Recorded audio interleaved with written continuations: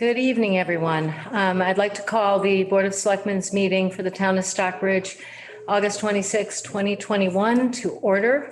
Sorry for the delay. We're having a very exciting afternoon. First item on our agenda is a special permit. So I move that we open the special permit hearing to consider the application of Lori A. Robbins, trustee of the Emerald Lake Nominee Trust, for property located at 20 Mackinac Shores Road, and to waive the reading of the notice to be incorporated into the minutes. I'll second. All those in favor? Aye. Aye. Aye.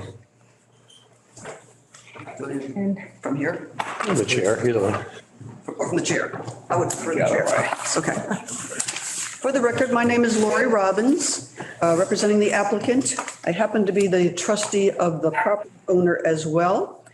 The property owner had applied for a special permit last year in August and had gone through the gauntlet of getting permission to build a house designed by Pam Sandler. A beautiful house. They got the permission from the Conservation Commission, the Planning Board, and the Board of Selectmen August 13th, to be precise, of last year. But subsequently, he chose to build it have a house built by Dave Lanou. And Dave Lanou has a slightly different design. So the exterior is looking different. As a result, they have applied now to each of the boards as well to have this new design approved by the boards. The Planning Board has reviewed this and approved it. There's no change to the Conservation Commission. We're before your board today to tell you that previously it was a two-story single-family dwelling on a 0.14 acre lot with 15 frontage. The lot, as everyone knows, in that subdivision at Mackinac Shores are all pre-existing non-conforming. And these houses were all built in the 1940s before there were any dimensional requirements. This property is on the westerly side of the Stockbridge Bowl in a subdivision on the westerly side of a small subdivision of cottages. I was on the east side, just. Okay. On a loop road known as Mackinac Shores containing 19 dwellings, all of which are pre-existing non-conforming. The previous dwelling that was there was built on piers, contained a first floor and second floor. And the proposal is to reconstruct a new two-story dwelling that will have a poured foundation with a walkout basement, first floor and second floor, that are now designed by Jack Sobin, the architect, but will be built by Dave Lanou. There was an issue regarding the calculation for existing mass. So what I'd like to do is show you for comparison, because essentially this new structure is going to be smaller footprint ever so slightly by inches, but on the same footprint. No taller than the previously proposed, but it has a different exterior look. So if we want to take, for instance, we'll start with the floor plans of Pam Sandler. She does not include, of course, any square footage on the existing foundation basement. Well, it wasn't even a basement. It wasn't even a foundation. It was on piers. The first floor of her plan showed the first floor, a deck and a porch for a total of 1,142 square feet. It's the second story that had three rooms and a closet, but she did not include the storage utility area in her calculations, which now that we're applying for this subsequent permit, it was determined that that's an inaccurate way to calculate mass. That the actual wording, and I did have that somewhere in my file. Here it is. The footnote to the bylaw that says the mass is the ratio of the combined floor areas of all buildings or structures on a lot to the area on the lot in which is located shall not exceed 20%. Floor areas shall not include uninhabitable basement utility space, but shall include porches and deck. Not sure why, but Pam did not include the storage utility area on the second floor. So you're pointing out that the 2020 application for Pam's building did not include mass. did not include. Did not include this space. utility space for It mass. should have The argument is that we should use the 2021. 2020 approved permit. No, the 2021 application. No, the 2020, we approved that. Correct. We approved that bill. Yep. All right, and that mass, because it was larger, but so right now, we're not talking about the house that was demolished. We're talking about the house that was permitted under Pam Sandler's work. No, I'm bringing to your attention that the This is the existing, one that was taken down. yeah, this is the existing mass of the existing house that was taken down. This is the existing square footage for the house that was there. And upstairs was the space that was, she designated storage utility space. Upstairs where? The second floor of the existing. Where was the second floor? On top of the first. I understand that. I know, I'm familiar with the building and it was an A-frame. It was the whole pitch from the top of the first floor up was an A-frame. And so if we're going to make an argument that whatever was up there counts toward mass, there's some question in my mind about ceiling. And I'm not the building inspector, but I know that Massachusetts has ceiling requirements. You can't basically go to the edge of an A-frame and claim that to be livable space, as my understanding. I'm just saying, I kind of want to just understand. I'm assuming that this is the lake here. I don't know Yeah. No, the orientation. orientation Lake would is, be this direction, Yeah, I would think the that, top of yeah. the page. But if I could just interject, I did have a long conversation with Ned Okay. regarding the definition of mass. And we discussed how this previously existing mass was calculated and how it left out that area of storage, utility, attic space. And it was his interpretation of the definition that anywhere that is not uninhabitable basement space, any square footage should be considered in the mass calculation and should have been in 2018 as well as 2020, like it is now in 2020. And so you're claiming it was your error as professionals that listed on the prior applications, the mass number at 1,400 and change.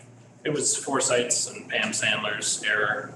She included these numbers on her existing conditions plan that added up to 1,428 square feet of existing mass, which excluded that large area on the second floor. so what was the second floor square footage that they used?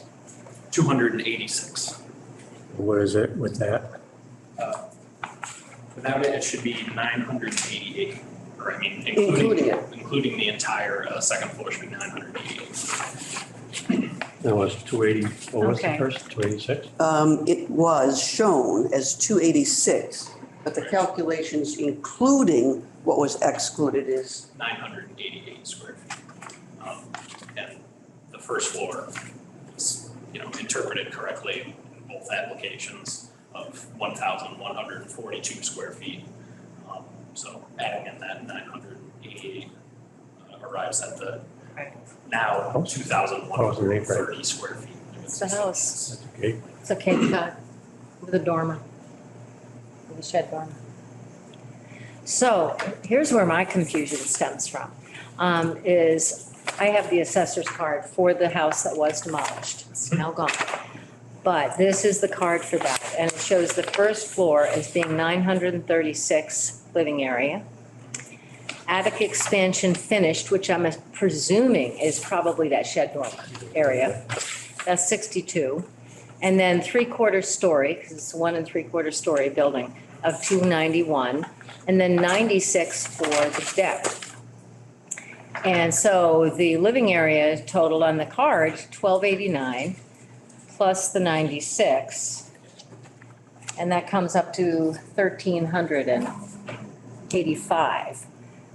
So the question is where did, I don't know how they came up so with here's what I always tell people. 1,428. You can't rely upon assessor's plans for the acreage, and you can't rely upon the assessor's card for the square footage of a dwelling, because the plans are not done by surveyors and the assessor's cards are not measured by architects. Well, the assessor in 2014 remeasured the property.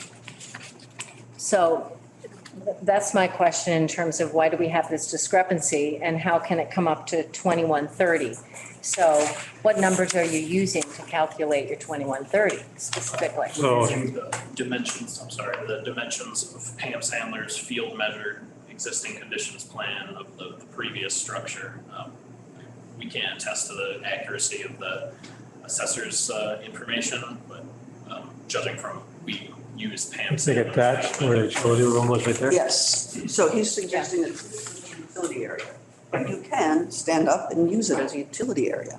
Are you suggesting that you shouldn't count it? I'm just No. asking, that's what it was. No, we're just asking for an explanation. Anyway, so this is a utility area. You certainly can stand up, you can store things, you can use Oh, it. absolutely, Yeah, it should yeah. have included. The utility area There's is no in the argument there. It was right front here, of that or the- Patrick, see? This is the dormer. Yeah. That was a room. Right. This is where the utility room was. I understand, but like, So there is room there. there's a room at 7.6 feet or whatever that is.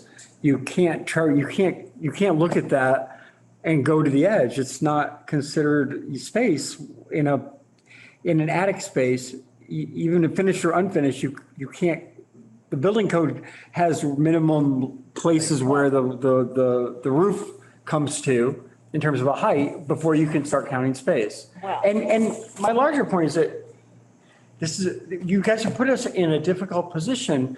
I can't speak for them, but none of us want to be difficult or be, but there's no way to confirm a whole lot of this stuff. And I wish it had been confirmed before you tore down the building, but, I don't know what. Well, I mean, the bottom line is we're not using the building code because the building code also excludes bathrooms and stairways, et cetera. And unfortunately, in our bylaw, we do not have a definition, a specific definition. Yeah. It's fairly, Yeah, these Okay. are the only words we have to go by. exactly. Doesn't say. On the other hand, there is this idea that anything that's less than 5 feet, you have to have at least 5 feet for it to be habitable. That might be a building code requirement, but it's not a zoning requirement. Right.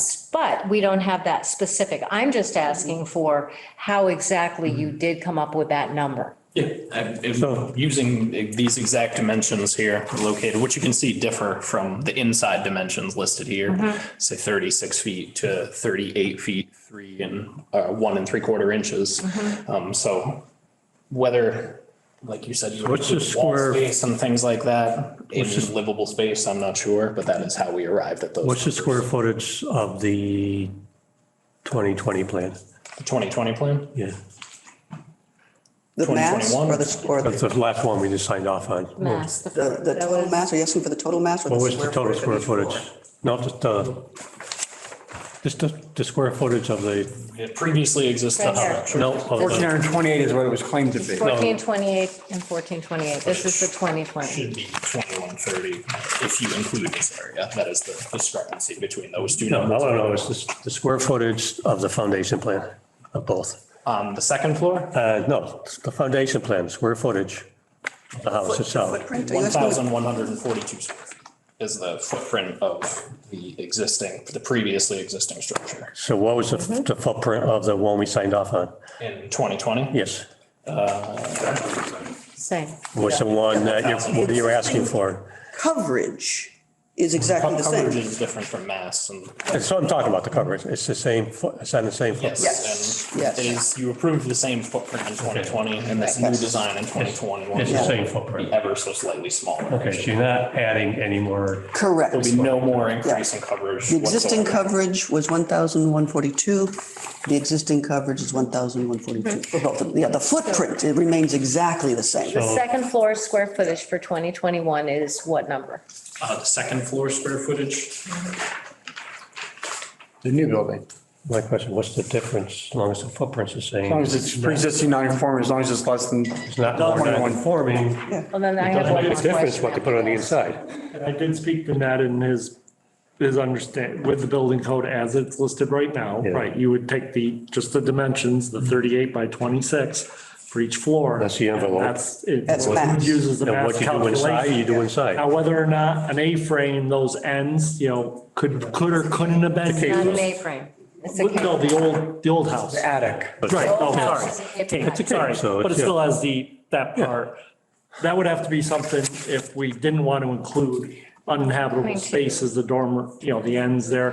Back end. We'd have to change that in our bylaws, but the way the bylaws are written right now, Well, you would. it's that As long calculation as that the we would footprint's the use. same, you're not adding any more nonconformity. Well, I have a question though As far about as the that point. basement, because now you're doing a basement and there is utility space in the basement. Correct. So how much square footage is in that basement that is habitable living area? None. They've not included anything in the basement as habitable for the calculations for 2021. Well, I know in talking to Ned today, he did say that under our bylaws, that you can then only use 50%. You can't have a 3-story building, so that you then can only have 50% on the upper story, I believe. Understood. I believe the loft is up on the second floor. It's proposed to be less than 50% of the coverage. Right. They got the open loft. So It your will be a half story. 988 that you're using is not, you're having an open space there. Correct. So That is a loft area that is open, that obviously can't be counted, there's no floor there, so. Right. Okay. It's not a dorm. What's the total height from the ground, basement ground up to the peak? Less than 34, is it 34.6 feet? Maybe 36 feet, 34.6. 35, okay, And the height, the limitation is 35. okay. So if you wanted to look at what the difference is in the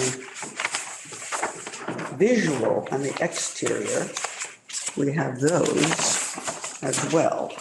So if this is the east, We can't really, And this is the new or the old? well, comparing, I'm going to try to compare. So for instance, this is the east, and this is the east. That's the front. So this would be the front of the house as it faces the street. So this is Pam's design. This is what was permitted. This is what Dave Lanou's going to build. So you see And this is what was here. This is the back. No, this is the front. the front. Okay. So that's that. Then there is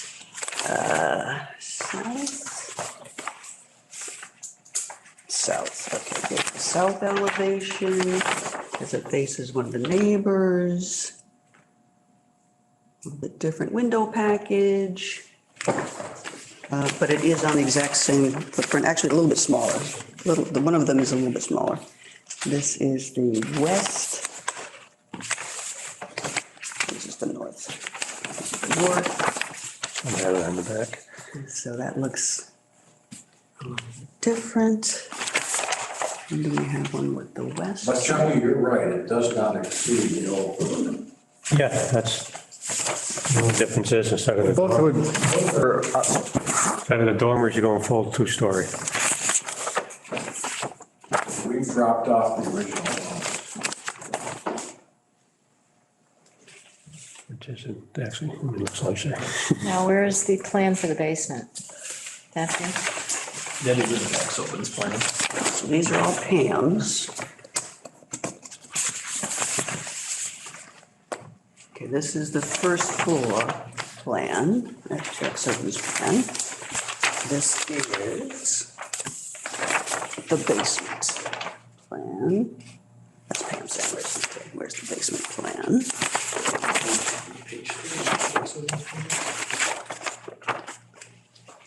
And Pam's kitchen. Is that it in the bottom there? You got double-sided. Oh, it's double sided, there it is, okay. Yes, so this is the basement plan, lower level.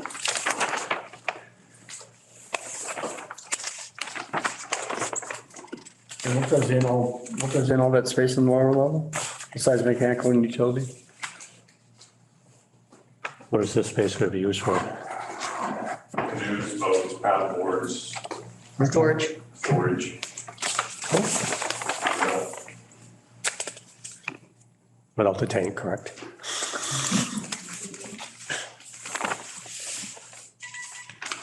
Okay. And this is the ground level.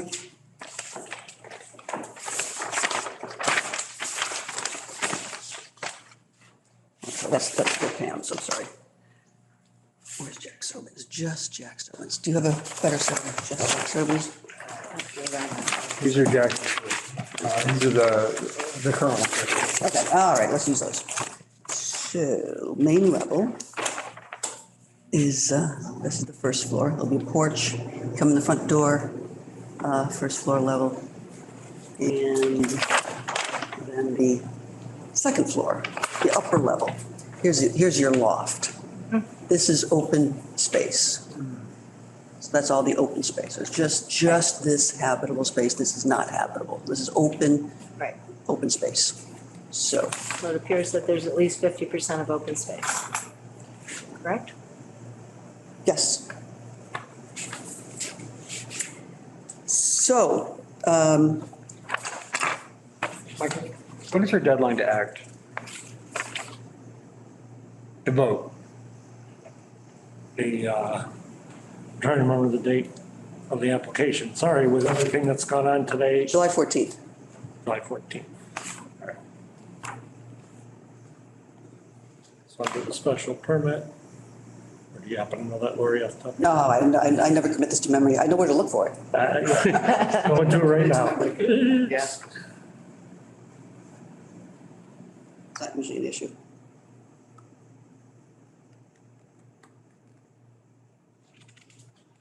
Jackson, have you guys, is this a generally used method of you guys have done a lot of these, both of you have, in the past.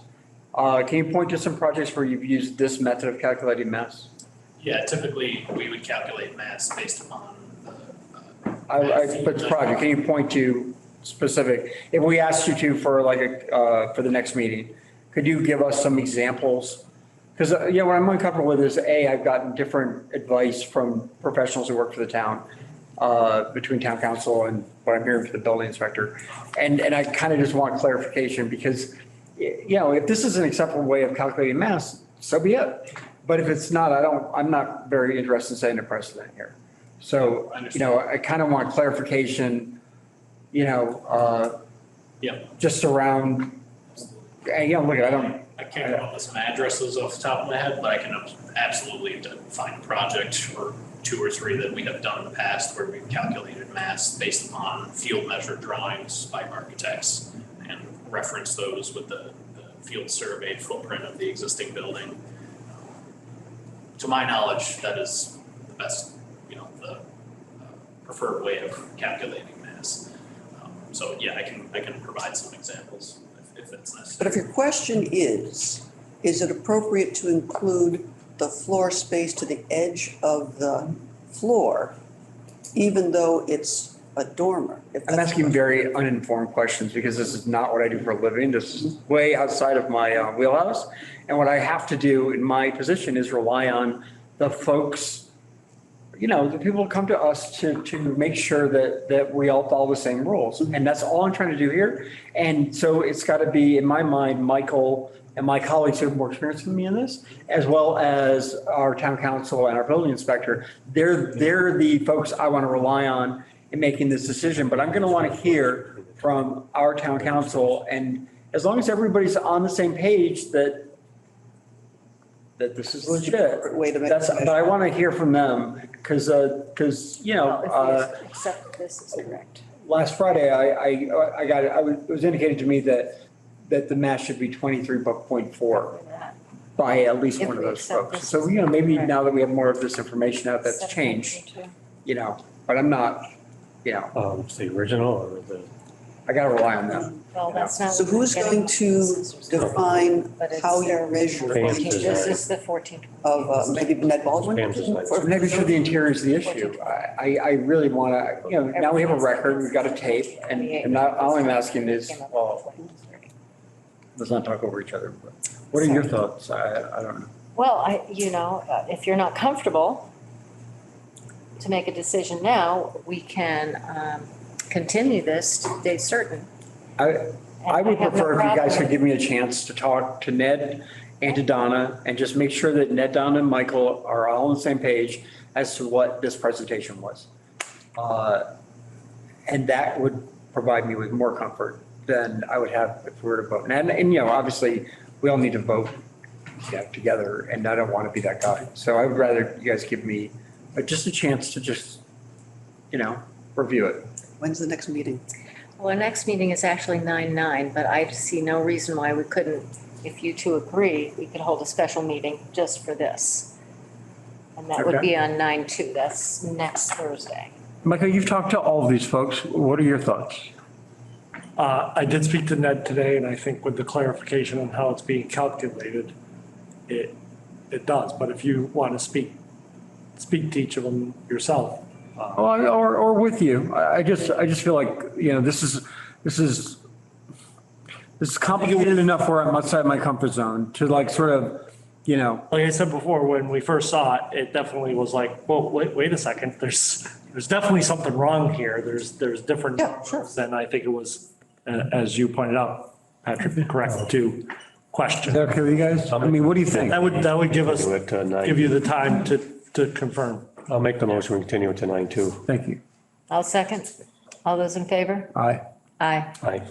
Okay, Okay. Thanks. all right. Thank you very much. All right, 9/2, 6:30. We'll post it and have it ready. Started writing I on it. want to leave one set of all this with you guys. I'll leave that said, I started writing on it. Yeah. Yeah. So do you have a complete set of Pam Sandler's? Did, all that right there. That's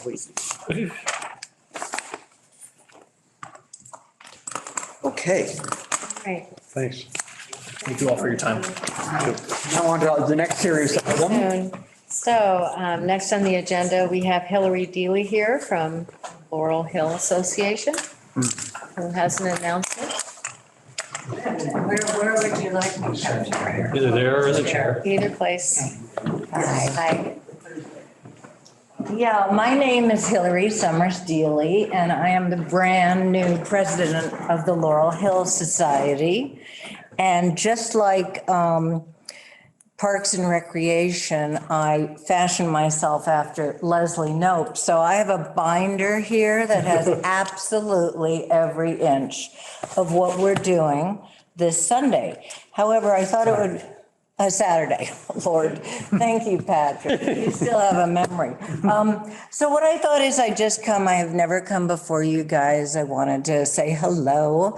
I don't think I was secure enough with all the answers until about now, because it was a bit of a learning curve. But anyway, this Saturday is Laurel Hill Day. And I don't know if you've gotten these, but I wanted to hand everybody an invitation to it. Michael can zoom in on them. Have a He's got the control. poster. I don't know that we can Zoom. Well, I don't know. But anyway, I just wanted, also, I can certainly answer if you have any questions. We've been working on this for a long time, and I think it's just going to be a wonderful, wonderful celebration of our 168th celebration of the Laurel Hill Association. So I want everybody to come. I'm hoping, I've been checking the weather as though it was a marriage. I've been checking the weather every 10 minutes. 2 days ago, it said, oh, maybe a thunderstorm. And then this morning, it said just a stray cloud. Anyway, we'll find out. But anyway, I'm happy to answer any questions. I really just came so that you would know who I am next time I come with. So where on Instagram can we find the suffragettes clip? Yeah, but Patrick, you can't repeat it. You said it was posted. It's a public post. You're right. No. No, so the explain what that suffragettes. is. Yeah, well, so the suffragettes are 6 ladies. One of the things we're celebrating is the 19th Amendment. We missed the 100th birthday of it, but now this is 102 years since women were given the right to vote. So over and above that, we're simply celebrating women and how incredible we are to run everything in Berkshire County. More or less, you guys do something, but we tend to do a lot. So the suffragettes was just an idea I had. And so I got 6 ladies together to practice and sing these two beautiful songs. We're going to have a trumpeter sort of hiding behind a tree. She's the first woman in Iowa to get her, I don't actually know that. I have to look at my script. But anyway, she's an amazing trumpeter. And the ladies are going to come out to the beautiful hymn from the beauty of the earth. And they're going to be carrying a laurel swag that is about 9 feet long. They'll be wearing laurel crowns and they are singing this song. They're not dancing. I couldn't quite take it to that level. But anyway, then later on, the suffragettes return again. And this is the part I'm really excited about is how many people know the Laurel Hill song here?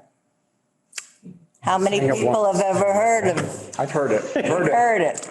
Well, my goal is just, I mean, we sang it the other night at Kate's and we had chills. It's such a great song. So I want the whole town to learn how to sing this song.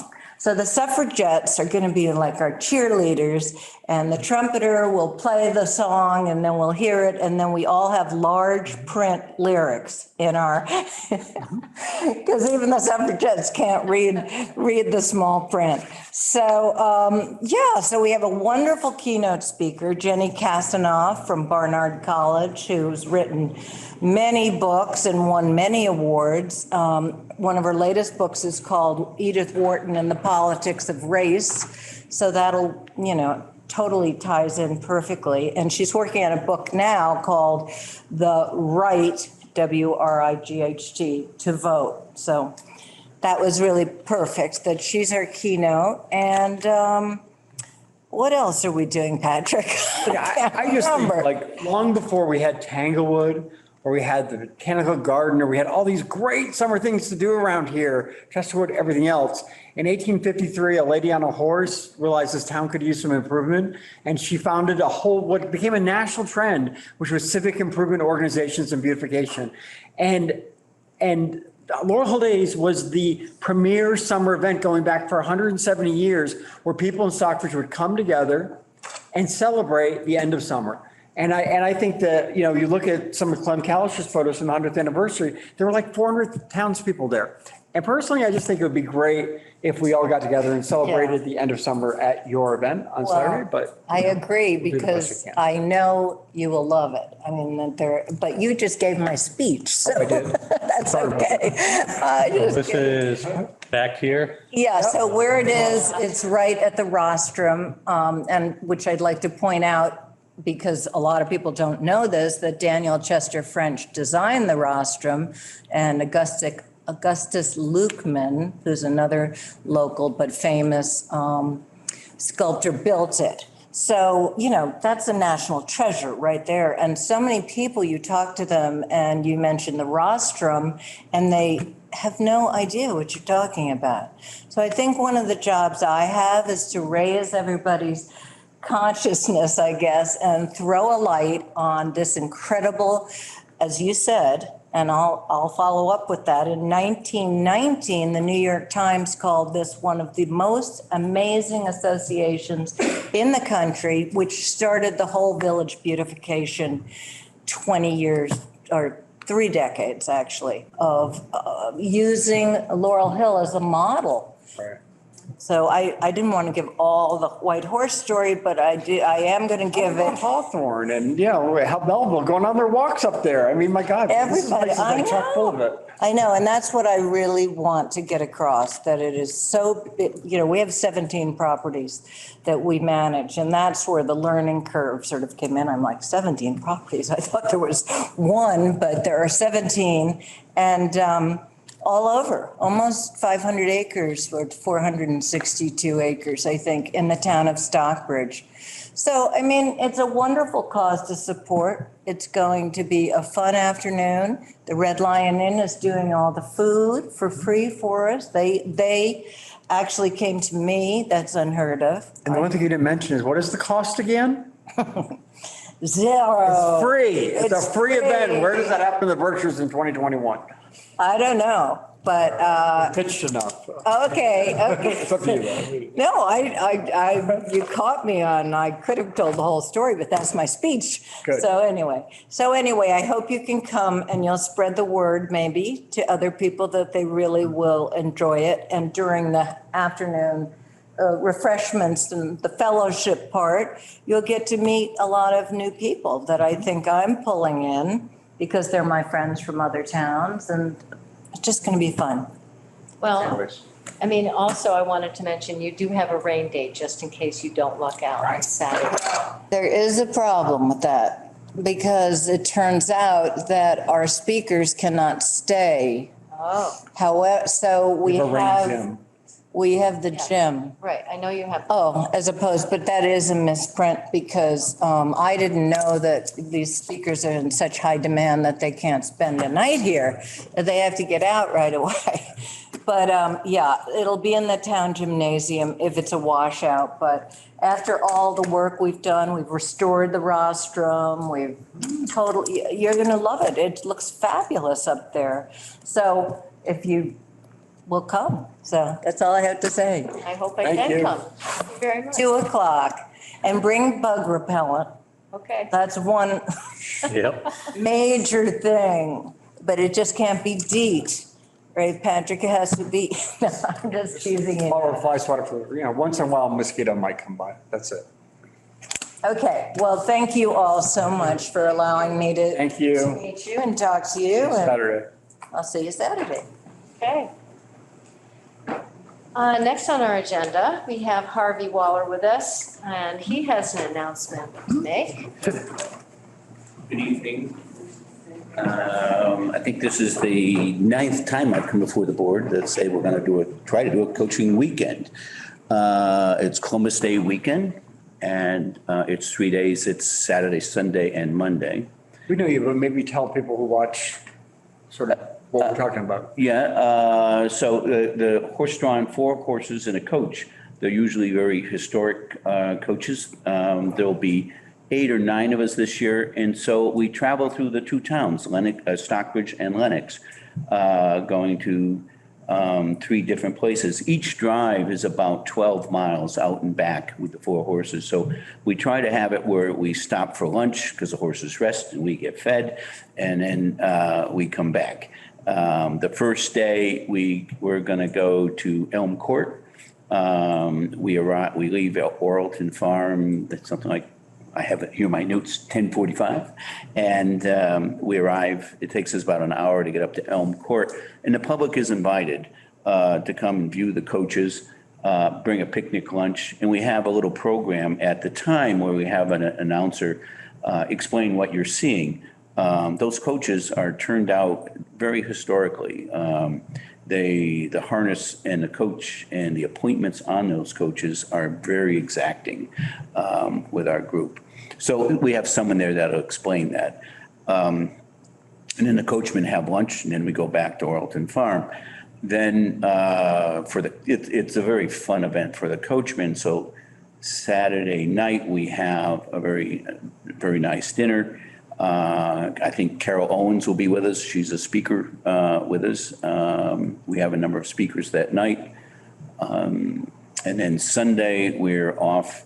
We come through Stockbridge. We'll be coming through Stockbridge about 11:15 is usually when we get through here. It's always an approximate time, because these are horse-drawn carriages and, we only have one speed.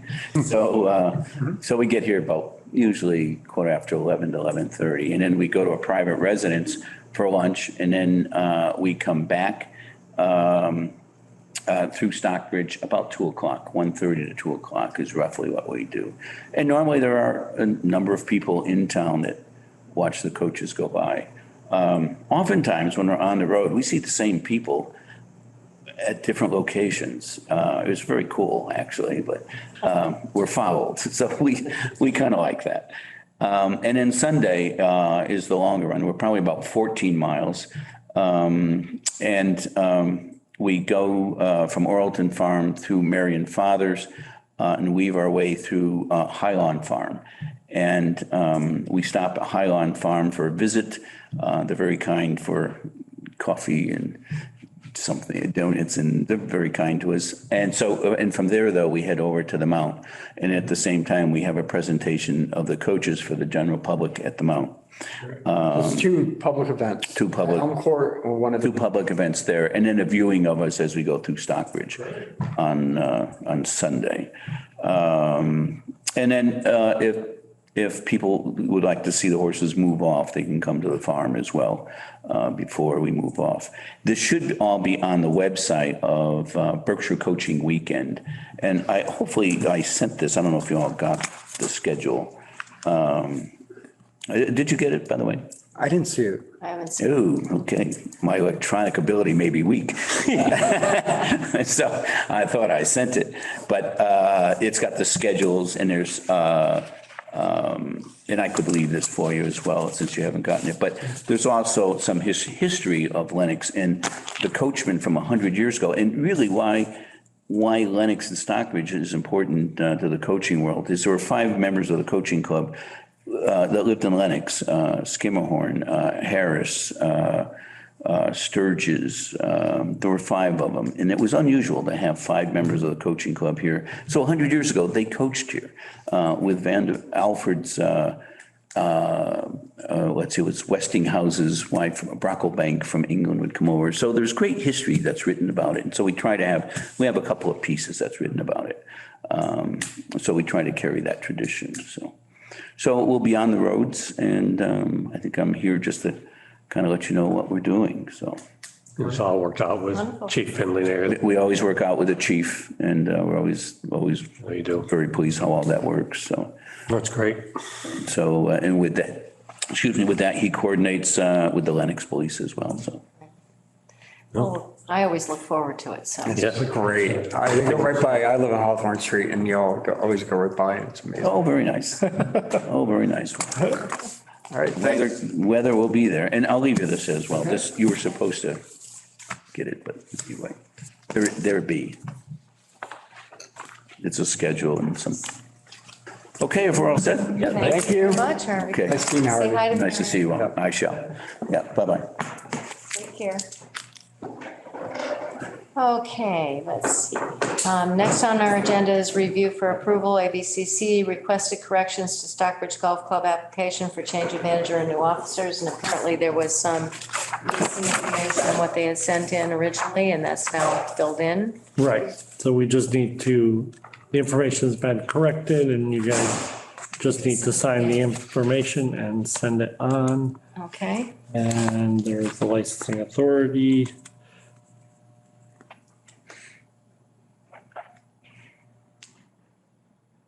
So it's change of manager and change of officers is the only thing that needed to be correctly updated and now has been done. pass it down. And then did you want to do road paving updates? We do. Why don't we have- push it off to the 9th? And we do have an update on that, but Hugh was going to be here for tonight's meeting to go over. He was coming tonight? No, he was. Was going to come right for the paving and before Well, we. we can give an update on the harvester. Sure. Up the barge. That worked good. It looks like. Yep, it's up. Oh, it is? Oh, it got flipped? Going on a trailer. It's up. We get it flipped, it's on the trailer. So we'll have to gonna give inform the people- public about what's happened, because Yeah. I'm sure not everyone has heard this, although. You can do that now. So we had a little incident with the weed harvester today, and unfortunately, it did keel over. It listed to one side, and then eventually it hit the tipping point, and it went over. No one was injured in any way, shape, or form. And the good news is everyone was right on it. Police response was fantastic. They came out, fire response responded immediately, and we had our dive team come in. And DEP was immediately notified by Chris Marsden, and so they were on scene by about 5 o'clock tonight. The good news is there was no apparent leakage, significant leakage, and we got the harvester towed back to the state boat ramp, and that was the staging area. The police, as precaution only, did clear the Stockbridge Town Beach, but it was only as a precaution because we were still waiting to see, do we have any kind of hazardous material, which we didn't appear to have anything significant. And they were clearing, boats and kayaks for some period of time. And again, that was only for safety reasons because we were actually transporting and towing it across the lake. So they had a good ways to go. But the latest is basically, it is now upright. RWs came over. It's been made upright and they're getting on the trailer right now. And they're going to use a direct lift to get it onto the trailer and minimal sheen. So DEP has mitigated it. They're perfectly happy. They were very happy that it seemed to be really almost a non-event in terms of an environmental hazard. So we're all grateful and thankful that no one was hurt and that we now have retrieved the harvester. And then we will be able to look at it and determine what was the cause of this happening. And hopefully it can be repaired. One thing that we do have to discuss is how we move forward. So should we just put that on the agenda for next Yeah, week? we gotta find out what shape Yeah, I the think- harvester's in. I think first. by next, she was gonna look at the other harvesters, what shape they're in, and obviously what shape the existing one's in. Right. We'll try to have an update by next Thursday. Okay, Select. wonderful. All right. So are there any comments from the public or questions at this point? Do we have people here, Michael? Sorry. Patty? No questions. No, we're good? Thank you for coming. Yeah. Nice you got people here. It's nice that we had some people in the room Appreciate it. today. 1, 2, 3, 4. 4 people on. Any hands up? No hands up at this point. Okay, so hearing no questions or comments, I move to adjourn. Second. All those in favor? Aye. Aye.